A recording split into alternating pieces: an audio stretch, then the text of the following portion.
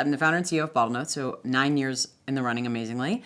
It's today a media company, and we educate and entertain new to intermediate wine enthusiasts.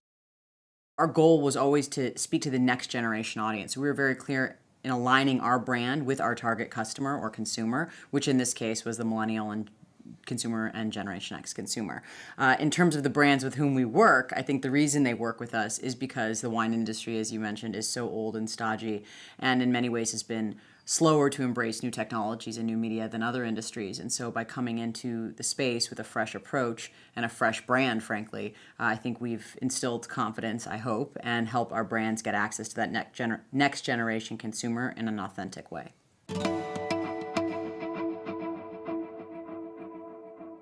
Well, I think being focused and figuring out who you are as a brand is absolutely key, and then also being authentic. And I think that how brands are authentic these days can vary. If you are a 100-year-old winery, for example, who has owned land in the Casablanca Valley, Chile, like GSB alumna Courtney Kingston's family's brand, that brand for her wine brand, for example, needs to be authentic to that story. If you're a brand new upstart and yet you believe that you're sourcing great juice and you believe you have a story to tell, it doesn't have to be entrenched in history, but it still needs to be authentic and ring true. But I think brand marketing is so much about storytelling, and whether the brand itself has a story entrenched in it, it's one of the things we'll be talking about today, or if they don't, think about all the advertisements you've seen in the Super Bowl ads and many others. Those brands have created a story around their brand, and whether it's nostalgia or being contemporary, those brands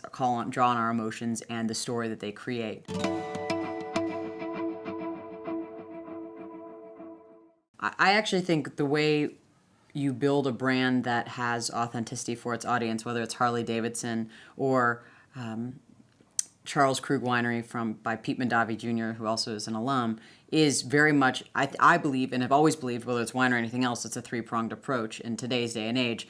You have to think of it almost like a triangle of content, commerce, and community. And Harley Davidson is a wonderful example of a brand that has just nailed community. You're tapping into the self-identity of an individual of being rugged, road warrior, and a little bit gritty perhaps, and then helping those people come together and sponsoring events where they come together, et cetera. So I think they've nailed it in terms of engendering community around their brand. I think other brands really nail it when they also have great content. Even if people aren't physically coming together to experience a brand, but they are doing so, say, virtually, like Pinterest or Instagram, those platforms have created powerful communities. But in the beginning, that brand experience started with great content. And great content is something that an individual can interact with and have that brand identity connection with. And then if you, again, aggregate a group of those people, I think whether you do it online or offline, community is key. And hopefully then what falls out of that experience of great content and a strong sense of community around a brand is commerce, whether that's happening in a store or more commonly these days online. In the case of Bottlenose, that has meant we've had a hybrid business model of digital advertising and event sponsorships. But for other people, they might choose to just monetize through e-commerce, or they might choose to just monetize through advertising revenue. But at the end of the day, I think that more and more advertisers are looking for an ROI in their advertising, whether it's e-commerce, beyond even just the click or impression, show me how this is actually going to drive a sale. And more, I think the consumers are expecting to be romanced. So just wham bam, thank you man for buying isn't going to cut it. Especially if you're trying to build, I should qualify that by saying, especially if you're trying to build a luxury brand.